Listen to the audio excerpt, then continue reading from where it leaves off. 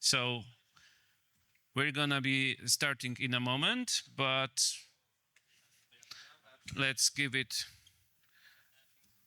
until my watch says 13:32. Okay, it's now 32. So right now we're gonna have a panel about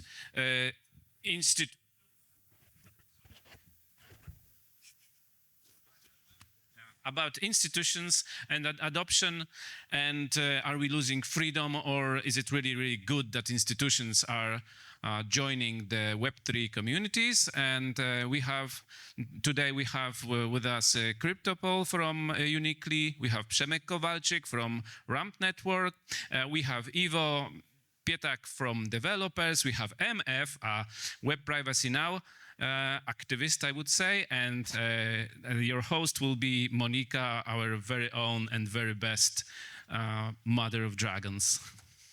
Give a big round of applause for the whole panel and have fun. Yeah, thank you for the introduction. You did a part of my job. Thank you. So today I wanted to ask a few questions about, institutions joining Ethereum ecosystem, and if we are, winning adoption but maybe losing freedom, what are the trade-offs of institutional adoption in the ecosystem? It's nice that we are being recognized and that our technology that we've been building for years is finally finding its use cases. But yeah, what are the risks of its happening? And yeah, I'm here today with some amazing speakers, and yeah, please introduce yourselves. I have one now too, thank you. Good afternoon, everybody. My name is MF. My normal name is Michiel. I'm not that anonymous anymore after some people took a lot of pictures of me. Kind of the doxing tends to happen in this industry quite often. I work with Web3Privacy Now, and next to that I also work in post-quantum encryption with XX Network and do a lot of side things next to that. Yeah, I'm just to make sure the MF, it does not stand for motherfucker. I know we all like to think so. It stands for Michiel Frankie. But yeah, thank you for having me. Hello, test. Okay, hello everyone. Jim, I'm Iwo, CEO and co-founder of Developers, or simply theV. You could see our cool banner there. So Developers are the production-grade software engineer team. At this point, we work with a few leading blockchain foundations, and we focus purely on Web3 engineering. Hey everyone, Przemek Kowalczyk. I co-founded and now I'm leading Ramp Network as CEO. At Ramp, we are onboarding masses to the crypto. We are building on-ramps and off-ramps that are embedded into crypto wallets like MetaMask, Trust Wallet, Exodus, and others. And now we are still developing new things. So over the short span of time, maybe a few months, we're gonna hear more from us.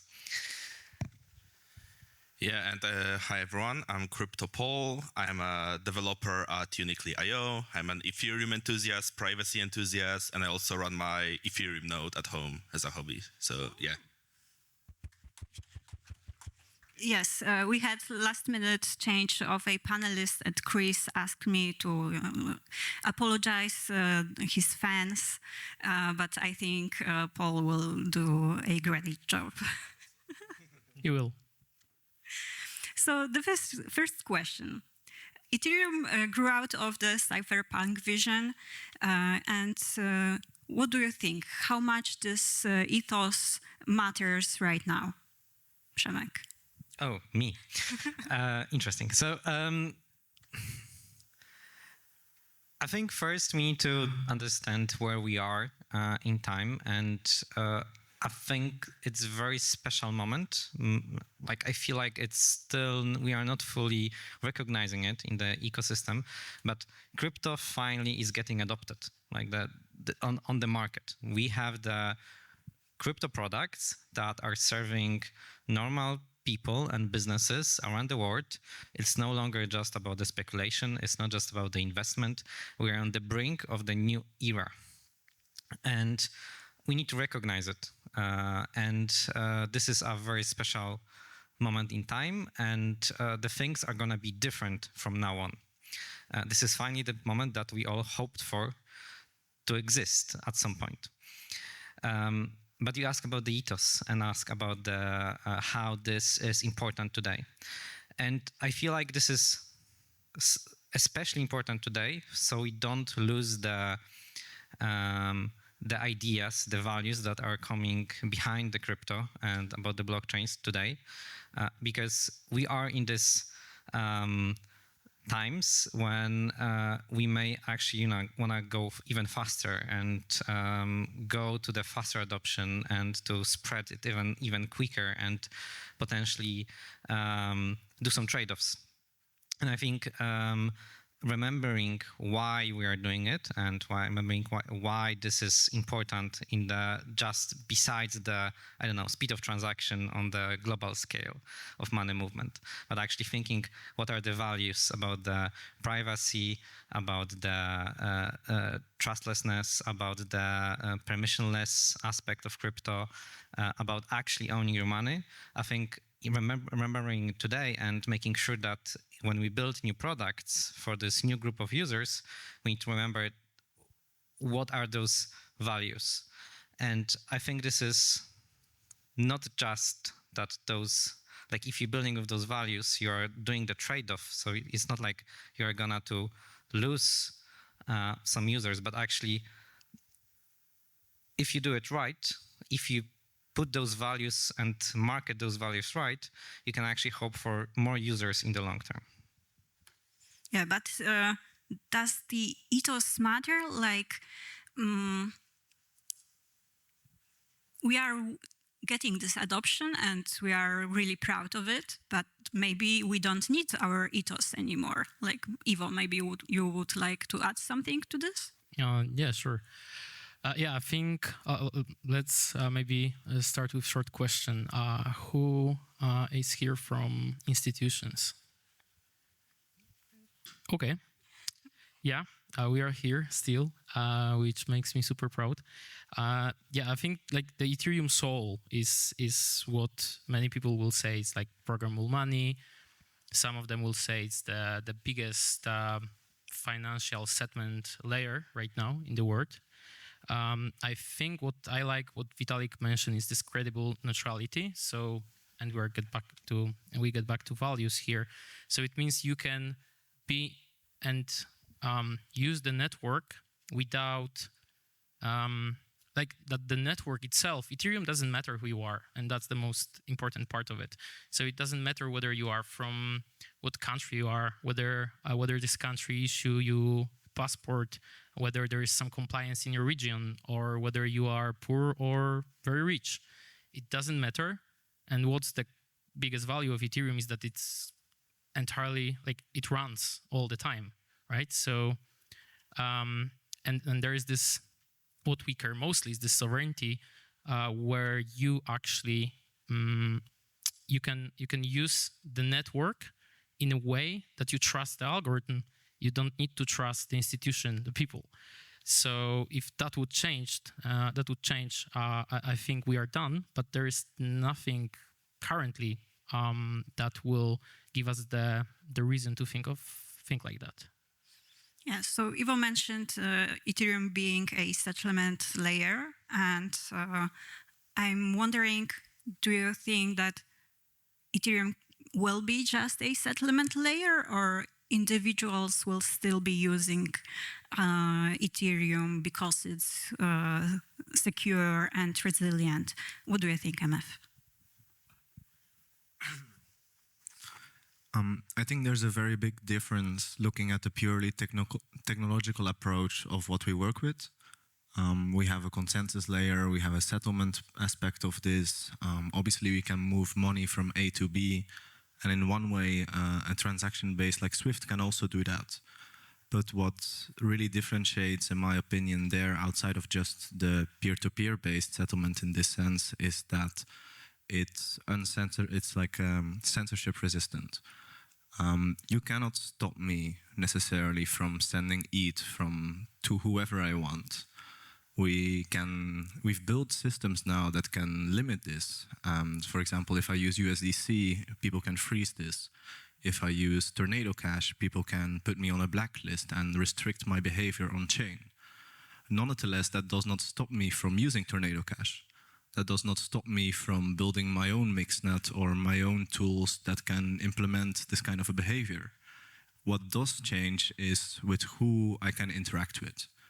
And as long as you can interact with the people you choose to interact with, and they are also willing to interact with you, the ethos and purpose still remains the same. It doesn't matter that much that I might not be able to use USDC because I use Tornado Cash and now suddenly I'm on a blacklist. A lot of people can tell me, don't use my tool. What does matter a lot is that individuals can always make their own alternative. And as long as there is no larger institution, being, or larger individual that can actually restrict this access level and restrict the usability of this settlement layer, in the end, people can keep using it the way they want it, no matter how these institutions define their freezing rules or the limitations. Przemek, any additional thoughts?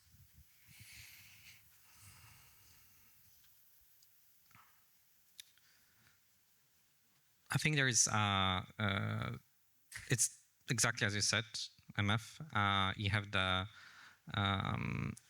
layer of Ethereum that lets you to interact with it that is censorship resistant. But we need to remember about those user apps that still can censor your access.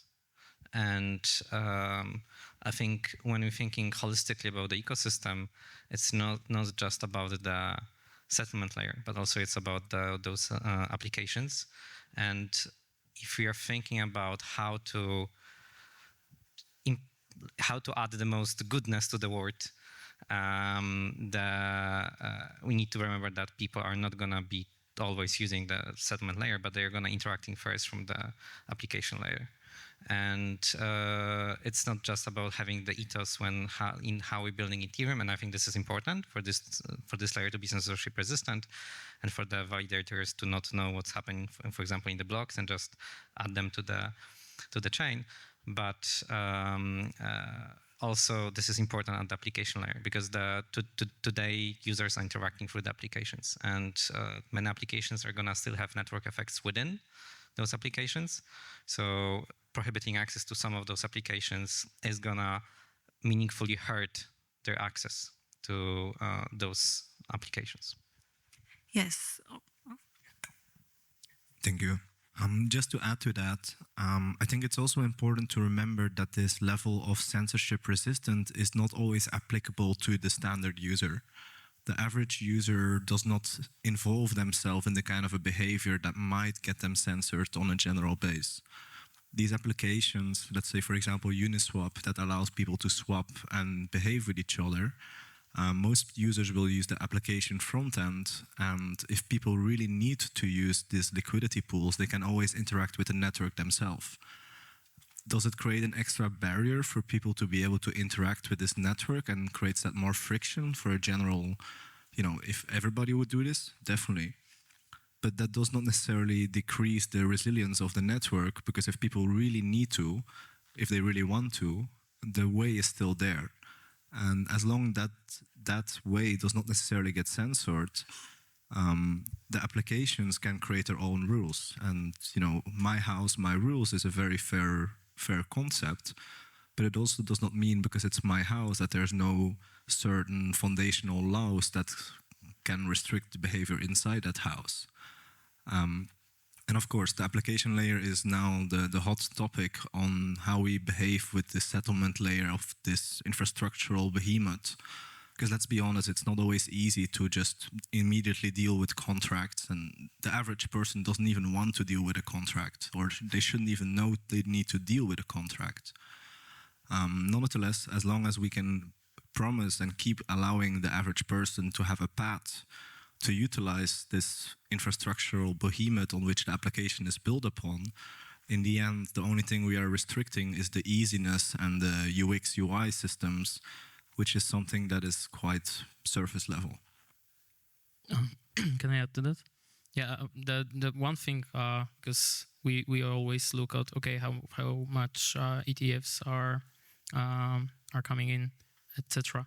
But we are, for example, forgetting that I think something like 35% of validators are now OFAC compliant relays, which actually means that 35% of the network can remove your transactions if they want. I mean, thanks God, it's 35%, right? But it means that relays, what are relays? So it's like a server that a software that validators uses. It can just blacklist you, maybe not forever, because good validators will at some point add your transactions to the network. But that's a huge problem, and I think Vitalik is very concerned about that. There was like a mass discussion on X, I think a year ago or something. So it looks like application level is one part. Actually, entire crypto is now running on Privy, so pray for Privy database. But on the infrastructure level, then the problem is that maybe validators are the backdoor. Yes, and I'm wondering how does this change the culture of the Ethereum? Because if we had users that were very technical, very crypto savvy, and they were knowledgeable enough to interact with blockchain itself, and now we will have many users that are interacting with apps only. How does this change the culture of Ethereum, Paul? So how does it change the culture of Ethereum? Well, I think we got two types of people in the current Ethereum community. The first one is the old class from maybe 2017, maybe earlier. Those people entered crypto maybe more for ideological reasons. Like initially, the community was like cypherpunks. It was like privacy enthusiasts. It was more about like showing a middle finger to the corporations, to the government. The initial message behind Bitcoins. And if you compare the current community now, it's more of people from startups, from corporations, from other institutions, which are more which don't really value the original ethos of Ethereum. They just came here because they see an opportunity to maybe monetize stuff, maybe extract some value. So we got those two types there. Could you remind me what was the question again? How does it impact the culture? Is something changing, or are we staying, unicorns and kitties still? Oh yeah, so I think there is technically space for both of those groups there. Well, if you look at the early apps, which were more part of the earlier part of Ethereum, you got maybe, let's say, Tornado Cash. You got Uniswap, the OG Uniswap, not the current one. Okay, maybe the Uniswap is a good example, or maybe not. Wait, let me think about it. We got two types of apps. Okay, let me start again. So currently, many apps on the front end, they got so much rules about who can interact with those apps, who cannot interact with them. I know one person who's a normal user of Ethereum, but one day he just received a payment for someone who was more linked to someone more dodgy on chain, and now he just cannot use Uniswap, he just cannot use Matcha, the front end just doesn't let him because his wallet is flagged. And I don't really like this sort of thing. I think if you host a dApp, it should be more unhinged, more censorship resistant. Maybe it should be hosted on something like IPFS, where you just can connect to it trustlessly. I think that's the direction in which developers should be building at. It should be more unhinged, more censorship resistant, less caring about regulations, less caring about compliance, because that thing is, I think it's killing our industry, killing the original idea behind it. Because look, let's say you go somewhere IRL, you sell your old old console for cash, right? You don't know where you received this cash from, but it doesn't prevent you from spending it anywhere, right? But currently on Ethereum, you can link all the traceability of the ETH you receive, of the cryptos you receive, all the tokens you receive, and if some app believes you're linked to some dodgy wallet, you're just like banned from using it, and that's not how it's supposed to work. So I think we need more privacy, more unhinged stuff, more. Sorry, I think unhinged too much, but I really mean it, Yeah, and you say there should be more unhinged stuff, but is there are those things still happening, or are we seeing, inflow of more serious projects? Okay, so if you're a corporation or a new startup which entered the space recently, obviously you will probably do it the traditional way. Ask for some legal opinion, think of some regulations, maybe cut some features. But also if you're an anonymous developer, those maybe don't really apply to you. You can do more stuff that's more fun. For example, nothing is preventing you from creating your own stablecoin, backed by ETH. For example, like Liquidity maybe. It's purely smart contract based. There's not much influence of the governments that can impact it, and you could probably do it as well as a normal developer. But if you're a corporation or a startup, then obviously you have to maybe consider the regulations and maybe avoid certain stuff that you can do. So yeah. I believe that if you're an anonymous in this space, it's more beneficial because you can do more stuff, you can do more fun stuff, maybe have some privacy, which you otherwise wouldn't be able to do if you're a normie. Is that what you were looking for? Can I?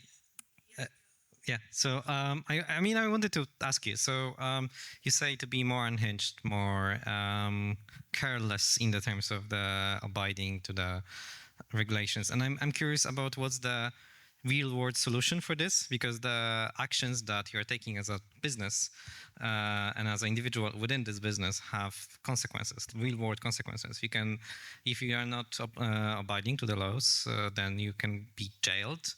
You're gonna be jailed at some point if you get to some particular scale, and you're gonna get fined. So the question is what's the how you view this? Like, how would you do this? Actually. Okay, so yes, maybe you can get jailed for it. We've seen instances of that with Tornado Cash, where I believe it's totally unfair. But who said that the Ethereum has to live in peace with the government and the corporation? It was supposed to be an alternative. So don't laugh. That was the original ethos, staying away from the government, the corporations, and now it's something else. So yeah, maybe you could get jailed if you build something like Tornado Cash, but that's life. I'm not saying is it working? Okay, I'm not saying that everyone should build unhinged stuff, but if you want to stay anonymous, then go ahead and do it, because I believe that's Ethereum ethos, and not just staying aligned to what the governments say and the corporations. Also, not every app has to. Oh, thank you. Also, not every app has to be a business. You can just do fun stuff. Yeah, and they also first need to find you. If you're good enough with your privacy systems and your OPSEC systems, who are you? You could be a random username on Ethereum. You use Railgun or any other mixnet systems to hide your traces. I'm not even talking about necessarily the very dark side of these kind of tools, but just people who want to experiment with these kind of a technology, and they want to build things, try out new things without being worried about these potential consequences in one way or another. There's so many tools available to avoid those. Obviously, they'll restrict you as well. You might not get access to just as much liquidity. You might not be able to use your personal reputation. You might not be able to use all these other benefits of not being anonymous gives you. But at the same time, who says the governance has the best interest in mind as well? which government is another question when we're working with a global governance layer. Are we talking about the European government, American, Asian, Russian, Chinese? Which one is going to tell us what you're allowed to do with your bits and bots, and which ones will tell you which is right and not right? In the end, what is correct is a subjective approach that we take as society and try to follow in a combination. But I'm also pretty sure if we would actually look through the big book of laws, that on the daily we would probably be breaking some laws without even being aware of this. The enforcement of this is obviously easier without these privacy tools in one way or another. But I would even add to that, if you are arguing about the rules of business, corruption is also a rule of business in its own retrospect. Not that I support corruption, but it's how many countries are doing business. Does that mean that is right or not? Obviously, it's illegal in some countries, but that doesn't mean it does not happen. At least with these kind of tools we are currently having, there are some more transparency levels available to avoid these kind of issues. But you should feel free to try that. If you're trying to build a governmental legal stablecoin that can be used to pay for your breakfast, you should also be allowed to do so. That does not necessarily mean these two worlds should be mixed, or if they are, that they necessarily need to be able to achieve the same goals. So I think it's a very good point. I'm sorry, Monika, if we are breaking the flow. You mentioned ethics and personal ethics, and I think that's a great point, because in the end, if you are going against the societal rules, you want to take the, like, I feel like you should take like the responsibility for what you're allowing to happen with your tools, because if you're allowing some of the for crime to happen through your applications or through your tools that you're developing, I think the question is where is the okay? Sorry. Let me start again. So I think my question is like, where's the line of things that you're responsible when you're building a tool that is later used for a crime? I'll counter that first with a crime to who? That's more like, who's the judge of this line? Is it us putting down a boundary that says when you cross this boundary with your toes, now you're a criminal? Are you? No, I'm not talking about the lines in the sand of the things like that. That you should get jailed if you are making some kind of transfer between two different accounts. No, I'm thinking about the real world crime, like let's say that someone uses the tools to, as at North Korea, for example, to finance their own terrorism operations in the other countries. Definitely, there might be legal and international geopolitical consequences for that, but I'm also happy I'm not a politician, diplomat, or judge or lawyer in that same sense. In the end, you can use a hammer to build a house, and you can use a hammer to crush somebody's skull in. That does not mean the hammer should be illegal. Having tools where you can create a system, especially with encryption systems, and looking specifically at ZK, the plausible deniability fact makes it possible to create these kind of systems where you can act as a neutral party. The moment you implement the judgment of what is good or bad, you are starting to leave this layer of neutrality and take a certain agenda, which you might be just as well free to do so. Everybody has a right to follow their agenda and be open or not open about it. But in the end, you can use a hammer in a lot of different ways. And if we start restricting people to use a hammer, and you can only use a hammer with this specific kind of a nail, we are again following the same traps of previous systems where bureaucratic will overwin in the end rather than actually efficiency. Yes, and I think that's but I think this is not a black and white. You cannot just say that, oh, I just built a tool. I just built this nuclear bomb that is very cheap to build, and I put an instruction on this, and everyone can just use it. And then everyone can just, take it and use this as well, but they are guilty of building it. And I know this is an extreme example. I am just like I feel like this is a spectrum. Like this is not a black and white discussion of, hey, I just built a tool that is completely neutral and this is going to be neutral in all the cases and every tool is going to be neutral. I want to make a point that I feel like there is some kind of personal responsibility that you need to think about when you're building a tool and putting this into humans' hands. Yeah, and I would like to shift the perspective a bit because we are building things the way we think it's right. And yes, we are thinking about resilience, privacy, and so on. But we see that adoption comes with institutions, actually. And people before were scared of crypto. And the reasons you are talking about, like, yeah, I can build my own Tornado Cash, is the reason why people were scared of crypto before. Like, there were many scams, nothing to protect them from the scams. They weren't able to identify, you know, the risks, the legitimacy of smart contract and so on. So, do you think? Like the ethos matters to people, like in general, like is it important for mass adoption, or maybe ethos is something that is holding us back from mass adoption? Yeah, so I mean, for sure, the smart contract hacks were super loud. So almost everyone was scared of them, and with all the new, like for example, you have open sourced formal verification. You, even without spending a lot of money on audits, of course, still you should, but there is this additional level right now of the protection because a lot of hacks were done already. So there is less of attack vectors.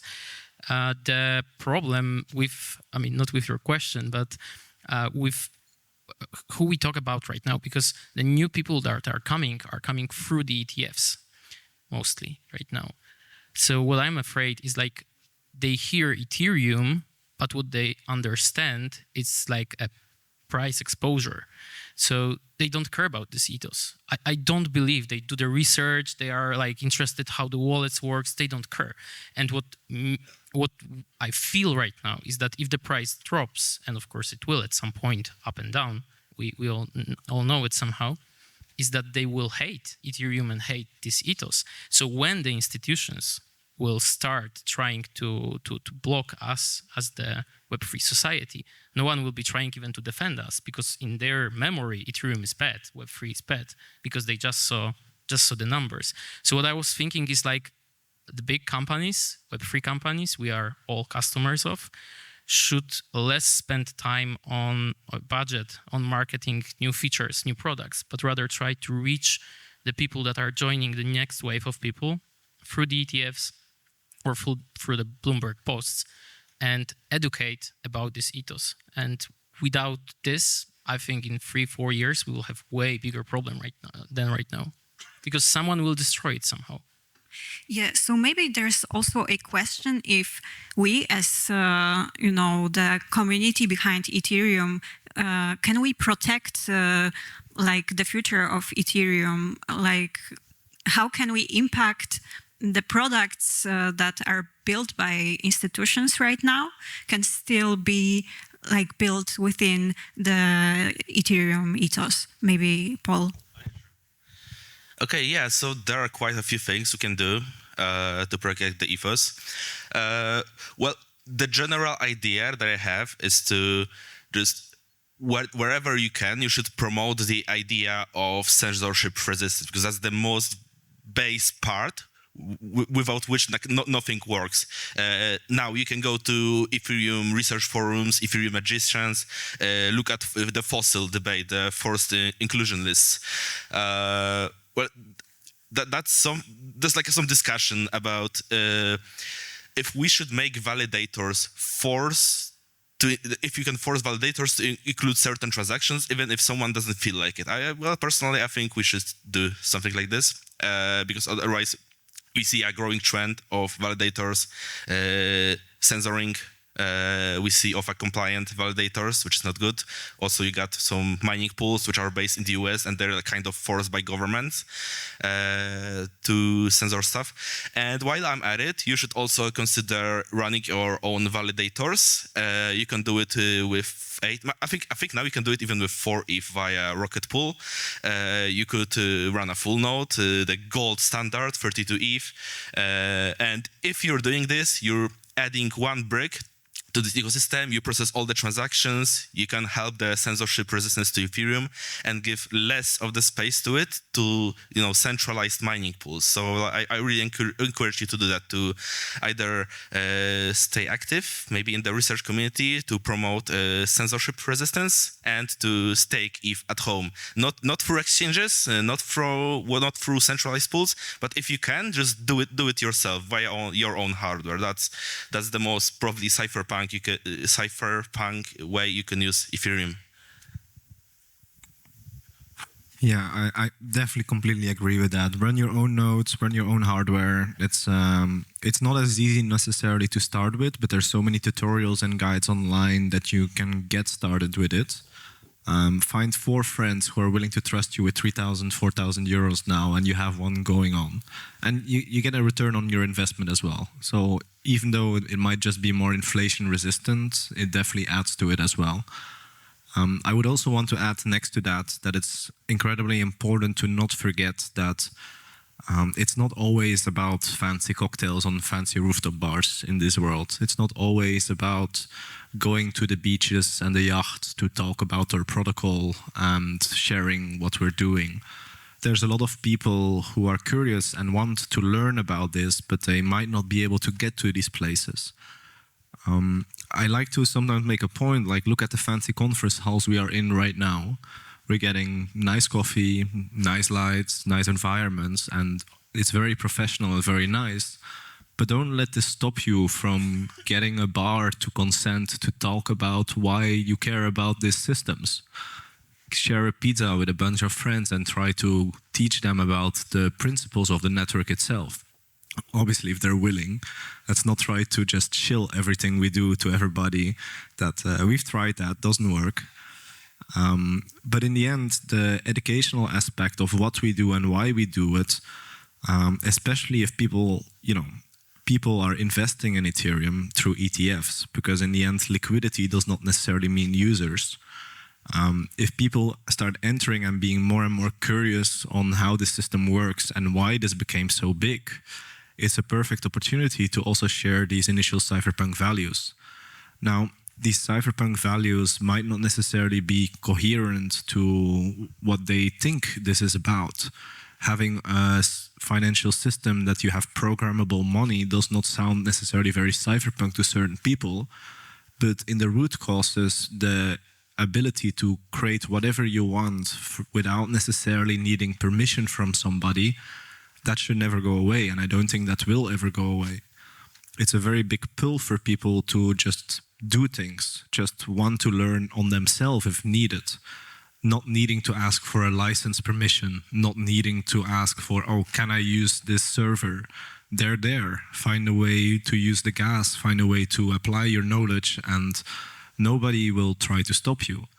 Now, the market might not necessarily agree with what you're doing. That doesn't necessarily mean that you should not be able to do it. May I have a question to what you said?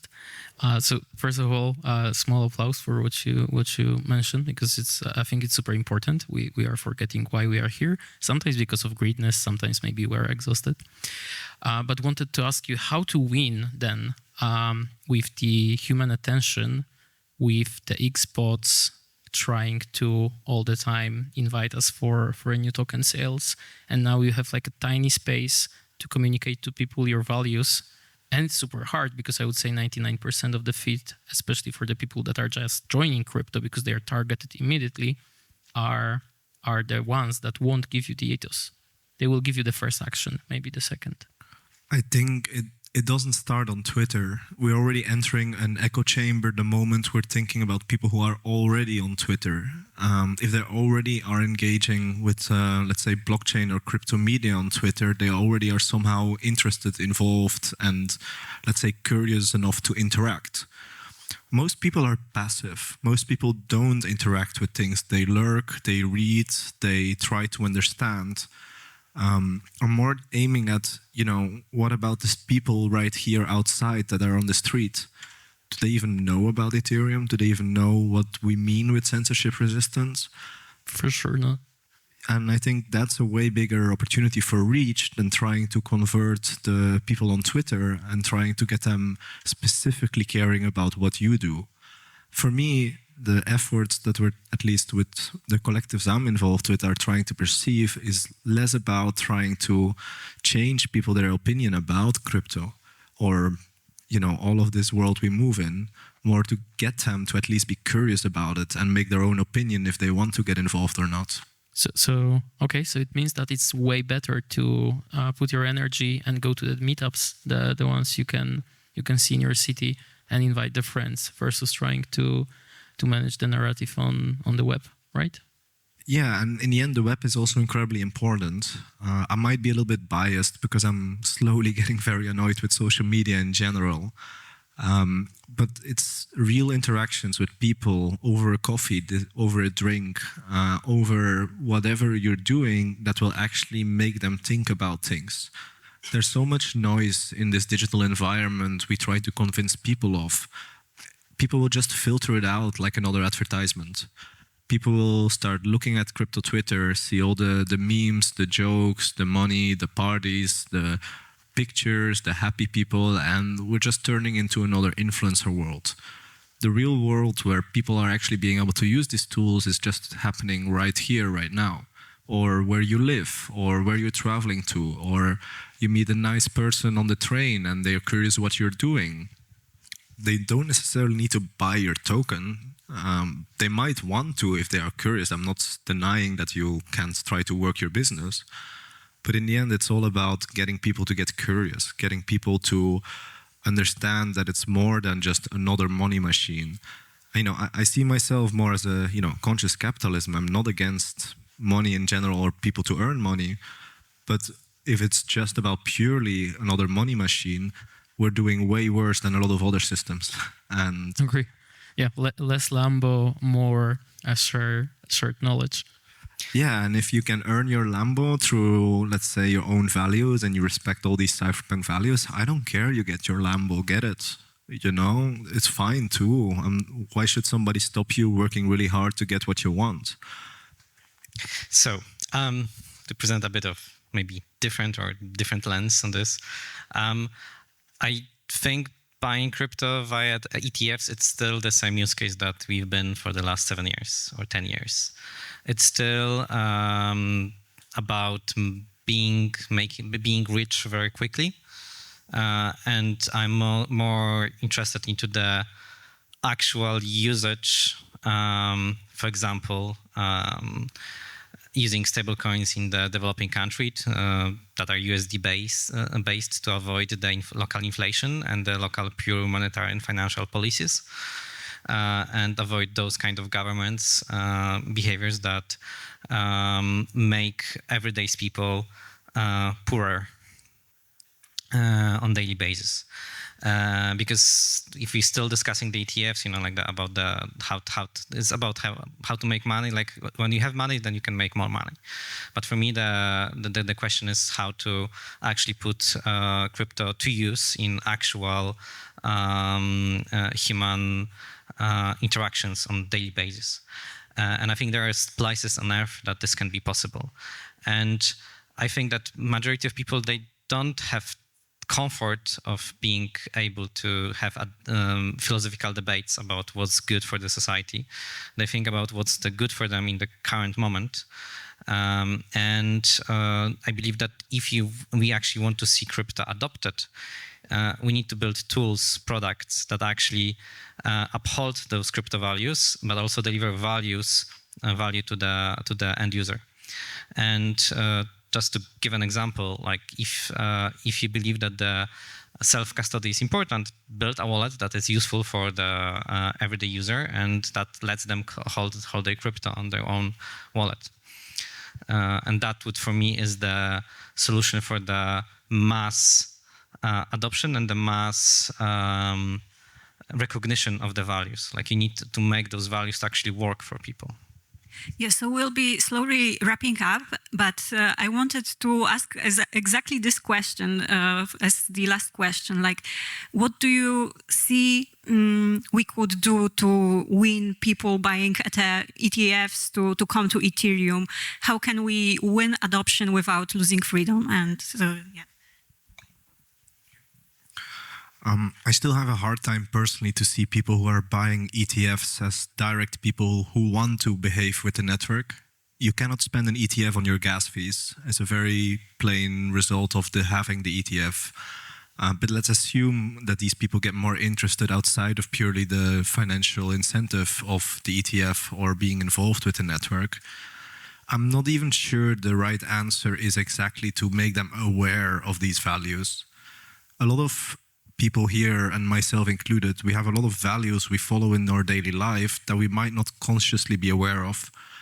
Don't hurt animals, respect people around you, don't throw your trash on the floor.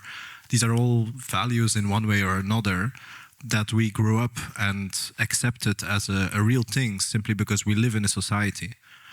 I think the cue is for more people to actually follow the values we are trying to preach is by getting them unconsciously to follow them, which also follows the same logic of applications, or they don't necessarily need to be aware that they are following these values. Just a small example, who of the group of everybody here uses WhatsApp? I use WhatsApp, who else uses WhatsApp? It's one of the biggest and first and convenient end-to-end encrypted messengers that is out there outside of Meta with the metadata, but still it's an end-to-end encrypted messenger, and I can use it with my grandmother. She doesn't care about end-to-end encryption.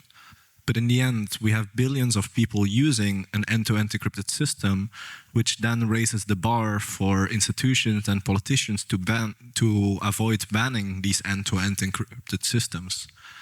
I think people, if they're curious, we should definitely educate them. If they are keen to learn, we should definitely provide them the time, space, and opportunity to share where these values originated from and showcase the beautiful history where we came from.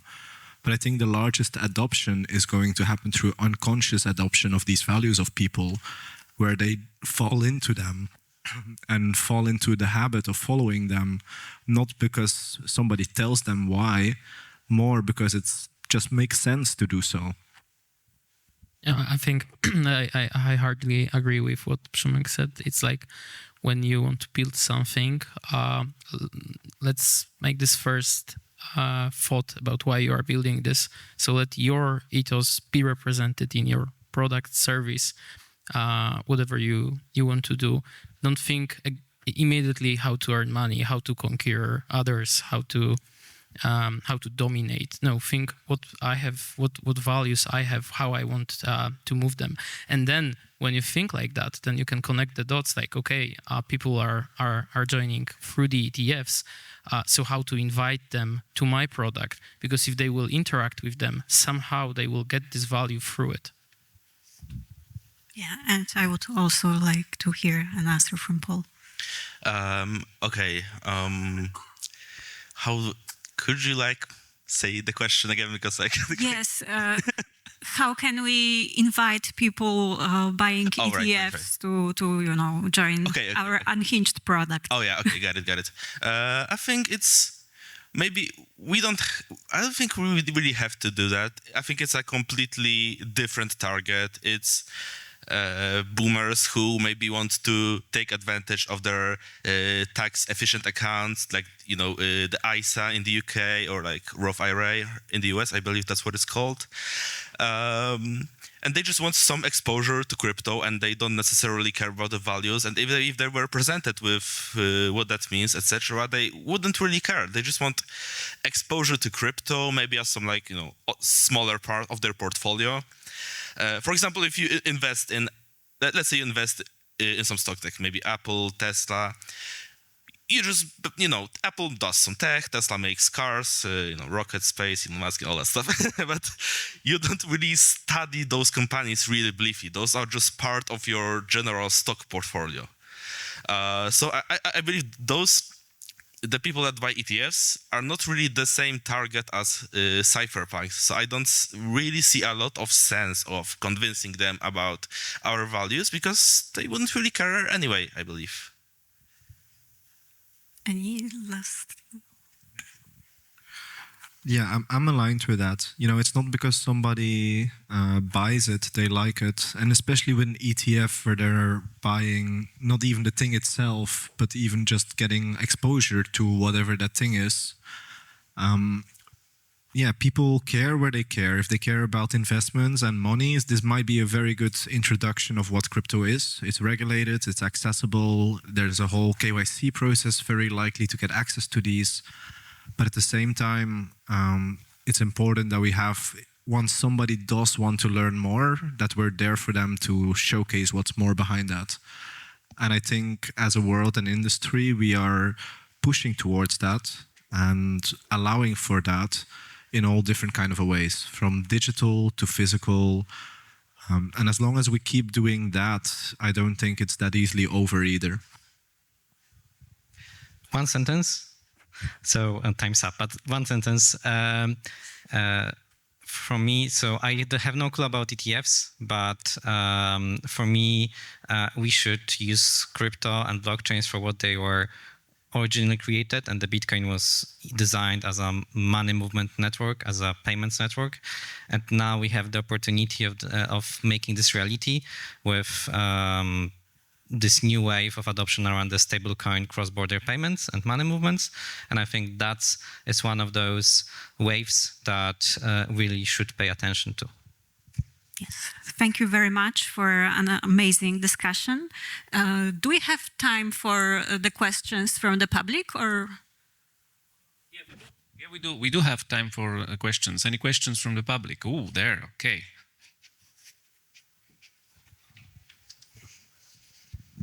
Okay, hello everyone. I don't know the name of the guy after Iwo.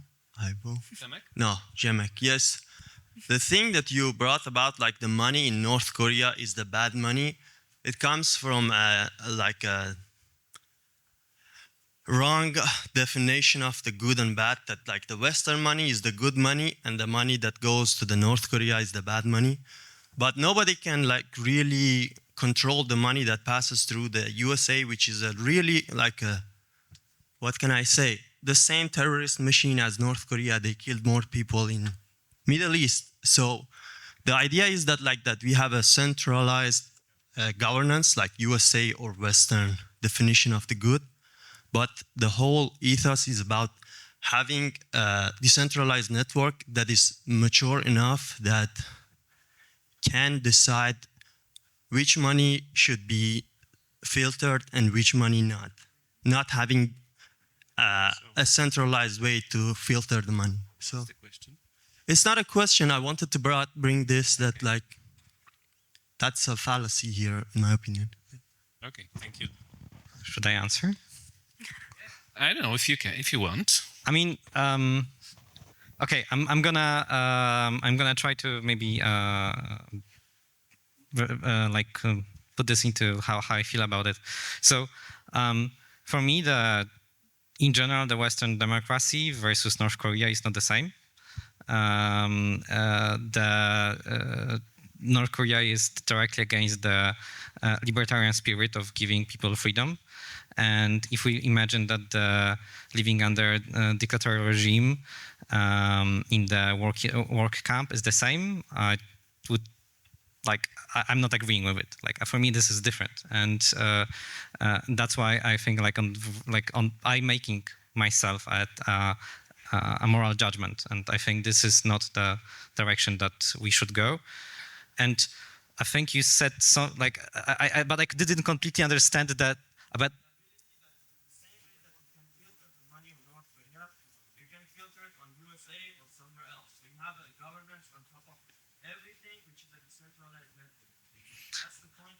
oh, I'm fully, like, I think that consensus layer should be, the validators shouldn't know what they are.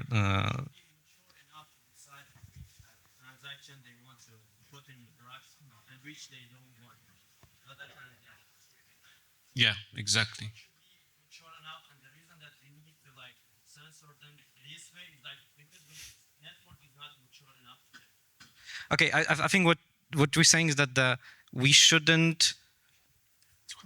The same way how we can censor money flows to North Korea is the same way we can censor money flows to different countries.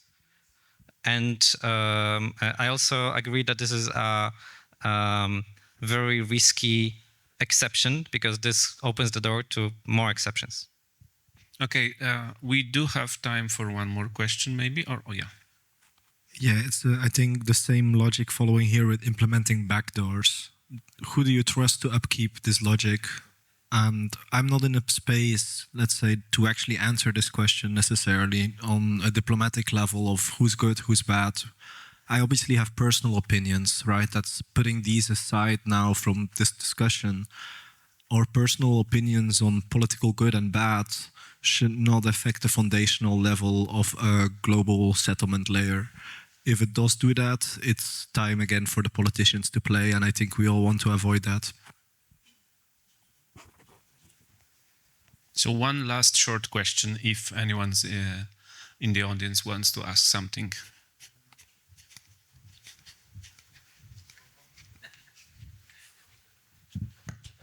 Hey, thank you. Coming back to the original question, winning adoption and losing adoption, but losing freedom. Are you okay personally to lose freedom to freely buy drugs and participate in pump and dump schemes? Because it's part of freedom, right? And if this restriction will not be enforced, are you personally will not agree to deal with such people and to use reputation on a daily basis? Let's assume we are all free, but let's assume that we all have this responsibility. And are you personally willing to not accept 1, 2, 3 millions or whatever millions you could be offered? And do you think that around you and around us, enough of such people? Do you think it's important at all? Thank you. To whom the question was? Show of hands we can have. Are you willing? I'll kick it off with a short one. I think we can, all of us, give a sentence to this. I like to see it in these kind of questions in a more extreme environment. Let's increase the risks on both sides and the benefits too. Am I willing to accept 100 million users in exchange for giving up my personal freedom? Not really. Am I willing to reduce my personal freedom and time to try to facilitate these users in one way? Potentially. Sitting here in one way is a sacrifice of my freedom because I choose to share my time with all of you. I could just as much be eating an ice cream, right? And still, I am also part of freedom is choosing how you sacrifice which freedoms in exchange for other freedoms in one way or another. I think it's more about what you specifically end up sacrificing in exchange for that adoption. And I think it's very much also important that if you choose to sacrifice this, it's your own freedom, or people who consent to you to choose their freedom, not enforce this sacrifice upon people who did not consent for you to choose on how to deal with their freedom. Yeah, I think we have to finish. We have 1 minute left, and yeah, thank you very much. And hopefully we'll have another chance to talk because I had many more questions to you. So maybe next time. Thank you. Thank you. Yeah, thank you very much.